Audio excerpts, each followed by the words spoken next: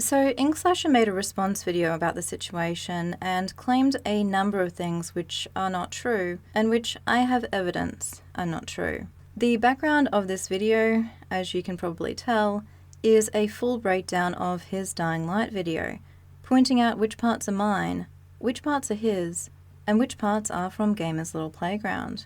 He claimed in his response that he had made this video about Dying Light, but he had some of the video that he still hadn't filled up, or parts from the multiple endings. He said that he used my video to fill in those blanks. Later in his response, he also claims that he used just small bits of my video. Now, if those things were true, then none of this would be happening because I wouldn't care. Unfortunately, it's not true. Like I said in my original video, my video accounts for just over 30 minutes of his video, or about 71% of the video overall. If he wants to dispute this, he can produce the editing file unaltered from the date when he uploaded the video, and show everyone exactly where each bit of the video came from. As I also said in my original video, the remainder of the video is comprised of cutscenes from Gamer's Little Playground, and an intro and outro which Inkslasher did. The breakdown of this remaining 29% being about 22% Gamer's Little Playground and 7% Inkslasher. In his response video, Inkslasher complained that people couldn't compare my video to his because his video was down. Well, now you can.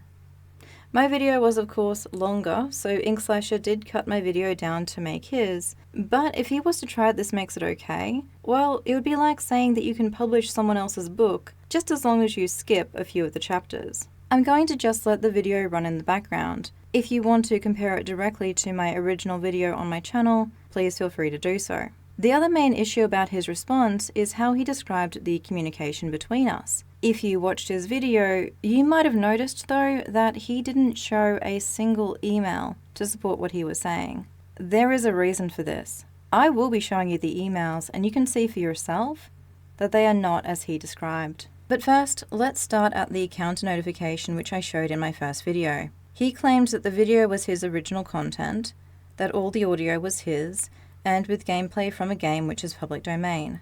If any assets were used, they fall under fair use. Not really a response that you would give if you think the issue is music. I did then have a lawyer send Inkslasher a letter of demand asking him to rescind the counter notification. Inkslasher says that the main thing that was being claimed is that he used gameplay which was not his. This is not quite true.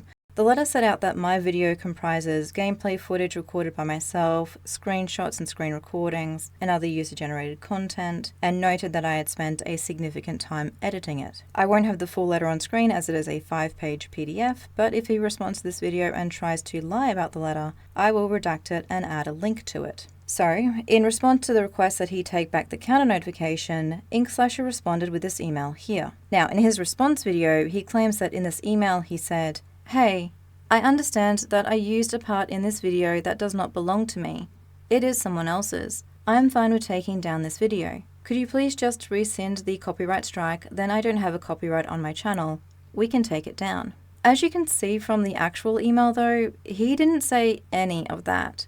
Instead, he asked for the copyright claim to be resent to him. Now, I didn't know much about how YouTube's copyright system works, but from what I could tell, you can't resend someone a copyright claim. If I was to contact YouTube and retract it after he had already lodged a counter notification, then I'm pretty sure YouTube wouldn't let me have another go at sending it. And this is what my lawyer told Inkslasher in this email. Inkslasher again responded saying that if I just resent him the copyright claim, then the video would be taken down. Now, in my view, there isn't really a difference between him taking back the counter notification or accepting a new copyright claim, if that was possible. Either way, to my understanding, he would get a strike. And this is what my lawyer told him in reply in this email here. Inkslasher again doubles down on just wanting the copyright claim resent to him. I don't know for sure what he was hoping to achieve by getting me to take back the copyright claim and try to send another, but I think that if I had tried to do that, I would find myself in a position where I couldn't copyright claim the video, and my only option would be to immediately start proceedings. Maybe that's what he was hoping for, and hoping that I just wouldn't start proceedings after that. Anyway, since asking him to take back the counter notification was not working, My solicitor then gave him two options. One, if what he wanted was the copyright claim to go away, then I would accept the money from the video, a written acknowledgement that he had infringed my copyright and would not do so again, and I would then retract the copyright claim and he was to take the video down. Alternatively, he could rescind the counter notification and give the same acknowledgement and assurance. I made this offer to try and get rid of the whole thing, to try and avoid suing him. Going back to his response, when he says in his video that he offered to pay me for the video, no, he didn't. This was an offer that I made to him as an alternative to him accepting the penalty that YouTube imposes for copyright infringement. If he had accepted that, then there would be no lawsuit. However, he did not. He sent this email back instead, saying that he would pay me, but only if the video stayed live. I quote, "There is no point to pay anything if the video will not stay live." If you've listened to his response video, that is the complete opposite to what he says happened. He then again made the same request that I resend him the copyright claim, saying that it would stick this time. At this point, it was fairly clear to me that he wasn't going to take any accountability and we were not going to be able to resolve this. So I had my lawyer send a final email basically saying that I regret that he refused to accept any of the offers and I would be filing. We received no response to that email. I then proceeded to file my application on the 6th of November, 4 days before YouTube's 10-day hold period ended. I waited a couple of days hoping the court would process the application quickly and list a first court date so that I could advise YouTube when this would be. But with time running out, I sent them a copy of the filing confirmation and filed documents 8 days into the 10-day hold period. I didn't get a response to the email until the end of the 10-day period, when I got the automatic email saying that as the 10-day period had expired, the video was reinstated. Now, this is not what's meant to happen under YouTube's policies. I immediately emailed YouTube again, telling them that I had provided proof of the proceedings and asking for the video to be removed. I also emailed Inkslasher directly. In his video, he says that I emailed him days after the video was reinstated. This is untrue. I emailed him less than 3.5 hours after the video was mistakenly reinstated. This was his email back to me. In his response video, he claims that he explained that he didn't mean to take anything that was gameplay whatsoever, and he did, and that was wrong. He also claims that he said he would take the video down, and that he offered to pay me for the video, and that he said that even though he edited the gameplay, it's still not okay, and he should know better. As you can see, none of those things which he claims to have said are actually in this email. I responded making it very clear that I would use his conduct in keeping the video up despite the proceedings as an aggravating factor in the case. At this point, he sent this email. Again, no apology at all, no admission that he had done anything wrong, no offer of payment or anything else.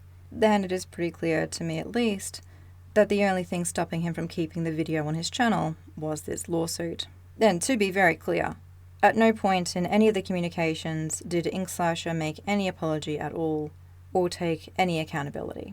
His response video makes a really big deal of how as soon as we contacted him and he realized what he did was wrong, he immediately offered to take the video down and pay for the entire video. You have seen the emails now. You know that what he is saying is not true. I didn't want any money. I didn't ask for any money. I just wanted him to accept the penalty that YouTube imposes for what he did, which is a copyright strike on his channel. The only time I gave payment as an option was as an alternative to Inkslasher if he wanted to avoid the copyright strike after the repeated requests for him to do the right thing failed. I gave the payment of the profits as an option because if he refuses to take the penalty for what he did, he at the very least should not expect to profit off it. And to the people that have been commenting saying that I'm doing this for clout or to get subscribers, I have a faceless gaming channel. I put out videos every couple of months and they are on random games that I like from a whole bunch of genres.